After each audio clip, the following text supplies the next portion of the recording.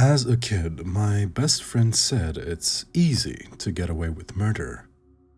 Now I'm worried he wasn't just boasting. My friend Sam has always been troubled, the sort of kid you knew would go down the wrong path and wind up in the news. I remember when the story about Daniel Petrick came out. He was that teen who, back in 2007, took his father's gun from a safe after his parents took away Halo 3. He came up behind them while they were on the sofa watching TV, told them he had a surprise for them, and shot them both in the back of the head. Not long after the Petrick story came out, I remember Sam laughing and telling me, "Dummy got caught almost immediately. If I were ever gonna do something like that, I'd be smarter about it."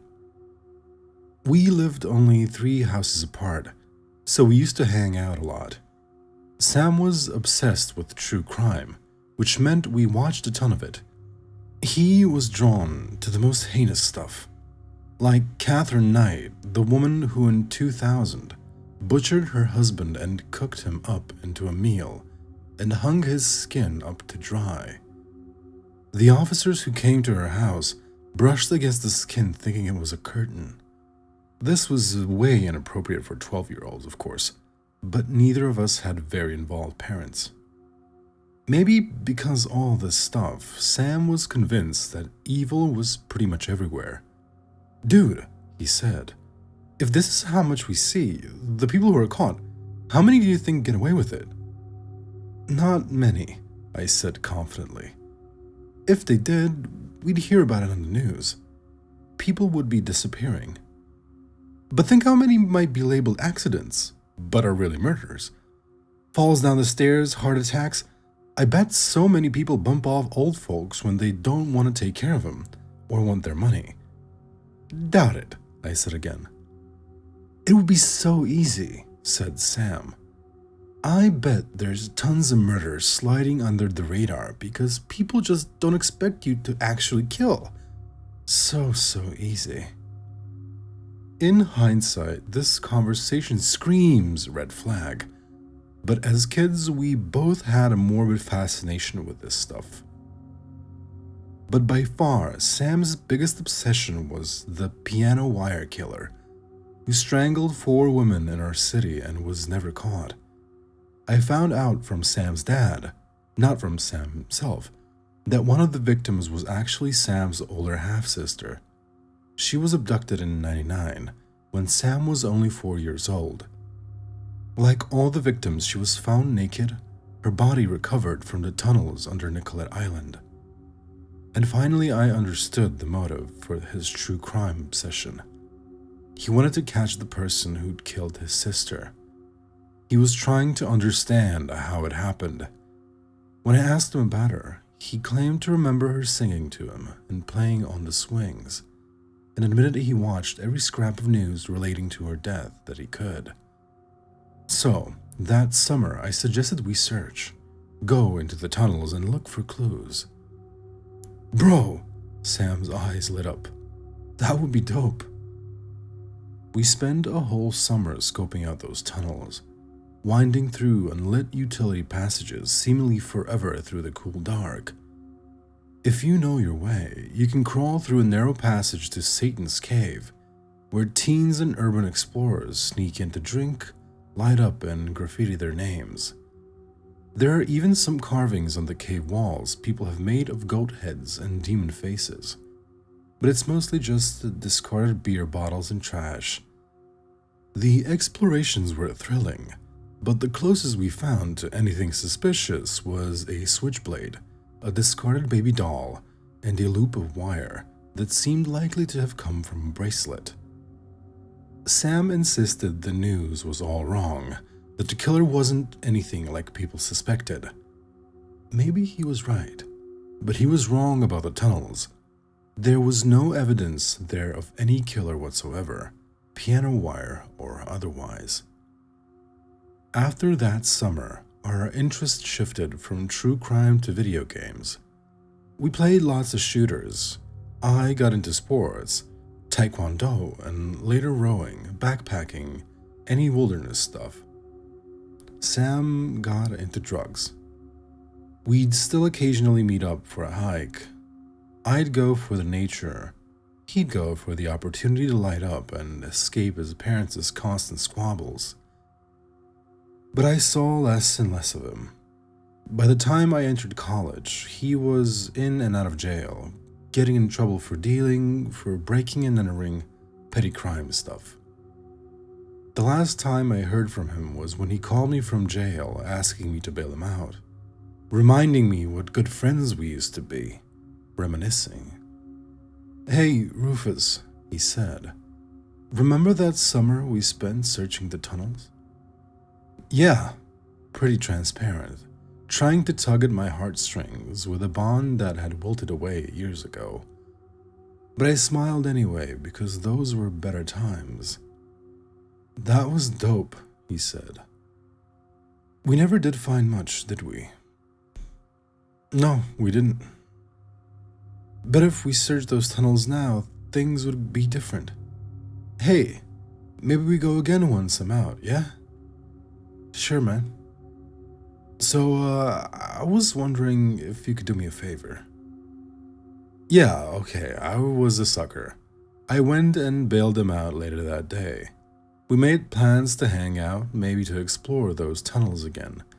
I knew he'd blow me off, but what can I say? He was an old friend, and I felt bad that he'd wound up this way, while my life was pretty steady. What's more, he'd found out while in custody that his dad had died. Suicide, apparently. Which was not a surprise to anyone who knew Sam's father, but nonetheless surely must have hit Sam hard. Sam was worried now about his mom, having to raise his baby sister alone. Plus they needed money. They always needed money. He wanted to go check up on the two of them, make sure they were doing okay without his dad. I told him I was here if he and his family needed any help. I gave him my condolences. He just smiled and told me thanks, and didn't mention his father again on the drive back. "You know, they actually found new evidence in the case," he said to me when I dropped him off. "Shit, really?" "Yeah," the ghost of a smile. "I'll tell you about it next week." But he didn't get a chance. I got a voice call from him 2 days before we were supposed to meet up. The call dropped before I could answer. When I tried calling him back, it rang a few times and stopped. My subsequent calls went straight to voicemail. Sam ghosting me was nothing new, but when our appointed meetup passed and he still wasn't replying to me, I messaged his mom. She said he'd left ranting about the piano wire killer and the tunnels, but she thought it was just his usual talk. He was always spouting big ideas and conspiracy theories, never amounting to anything.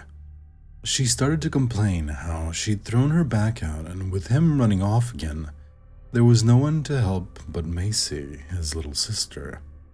The trash and laundry were too heavy for her to lift by herself. I told her I'd come by later. But now I was truly worried for Sam. Called, messaged, even reported my concerns to police, but they jumped right to assuming he'd skipped town to avoid a court hearing, which was, I admit, a pretty plausible assumption. No trace of him anywhere, still no signal from his phone. He'd gotten out of jail, mentioned new evidence, arranged to meet me, and vanished. I decided to check the tunnels. The entrance we'd used as kids was smaller and more overgrown than I remembered.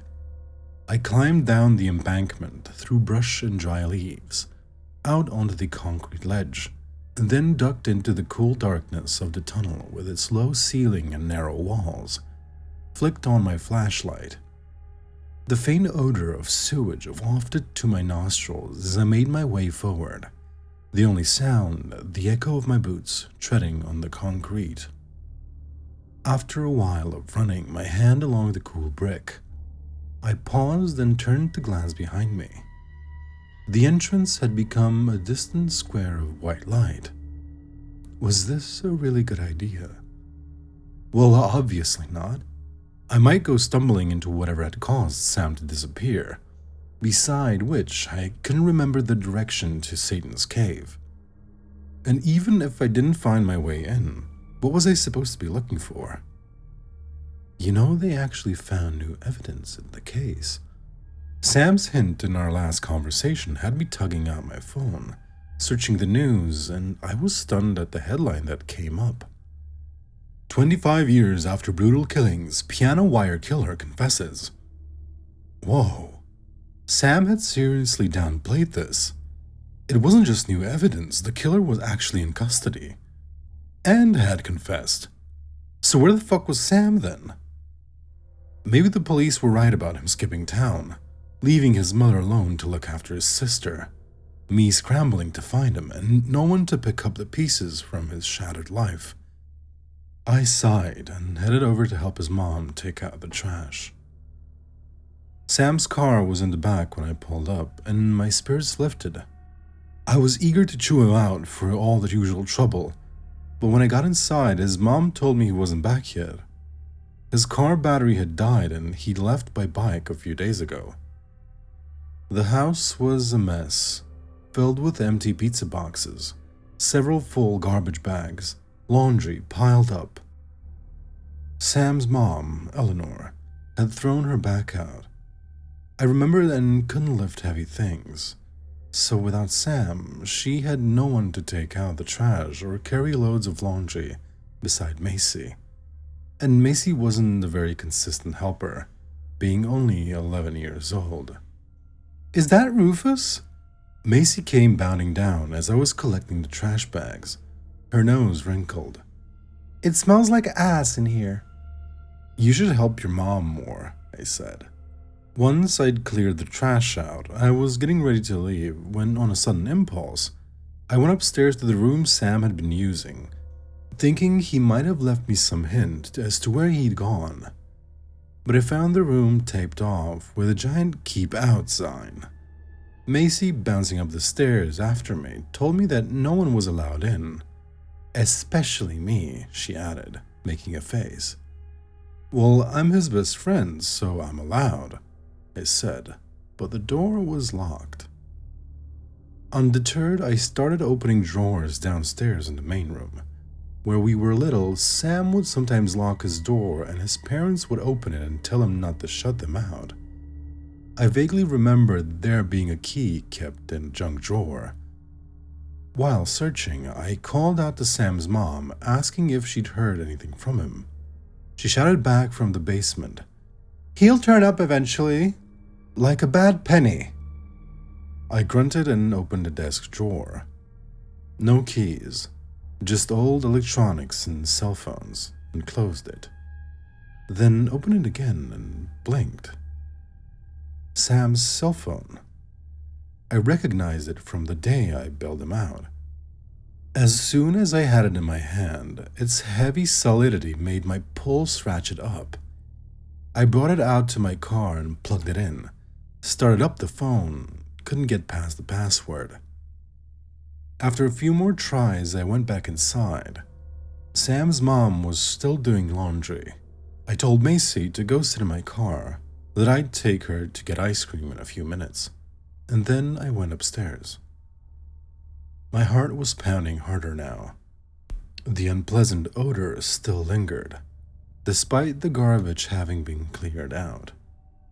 Sweat pooled under my armpits as I peeled the tape off the door and put my shoulder against it. It didn't require much force. A couple of short bursts and it flung open. Sam's bed was unmade, laundry on the floor, dirty dishes, messy, like his life. No sign of him. My eyes turned to the closet, to the faint stain of reddish-brown on the carpet. I slid the door open wobbly in its tracks. My eyes watered. The stench hit me like sewage and old meat. I closed the door and dialed the police. I bet there's tons of murders sliding under the radar because people just don't expect you to actually kill. So easy. After unlocking Sam's phone, the police discovered he'd been drafting me an email. It included a link to a more detailed article about the piano wire killer's confession. A confession to 3 of the 4 murders, but not the murder of Sam's sister. Police suspected, even back in 1999, that it was a copycat killing. Suspected because the type of wire used to strangle her didn't match with the other victims. Over the years, I'd forgotten this detail. Sam never did. His mom was still downstairs when the police arrived, and I showed them his body, tucked into a closet and curled as if asleep, but rotting, leaking. Only later would the pieces fall into place, that even as a child he'd suspected his mother of murdering the half-sister who was born from another woman. That the entire summer we explored the tunnels, that's what he was really looking for. Evidence to connect his mother to her death. We found nothing back then. But these past weeks, the piano wire killer's confession brought it all back. A confession Sam's father likely read, but by the time Sam got out of custody, his father was dead. Sam was looking for proof, not only of his sister's murder, but also his father's.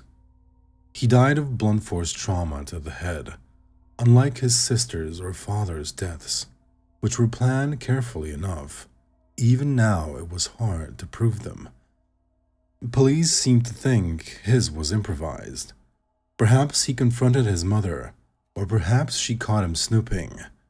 She likely threw her back out trying to move his body. Sticking him in the closet and sealing the room was a stopgap measure. But even so, she might have gotten away with it, and I might have assumed he was still out there in the world somewhere, running into trouble like always, if I hadn't seen his phone.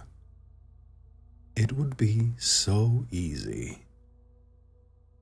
I never knew when he said this that he was voicing suspicion about his mother. No wonder his worldview was so bleak. His sense of people, one of constant mistrust. He didn't confide in anyone, not even me.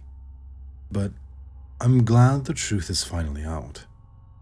I just wonder how many deaths, how many assumed accidents, how many heinous misdeeds go flying under the radar, like he says. I'm worried that my best friend has always been right. And it's so much more than we realize.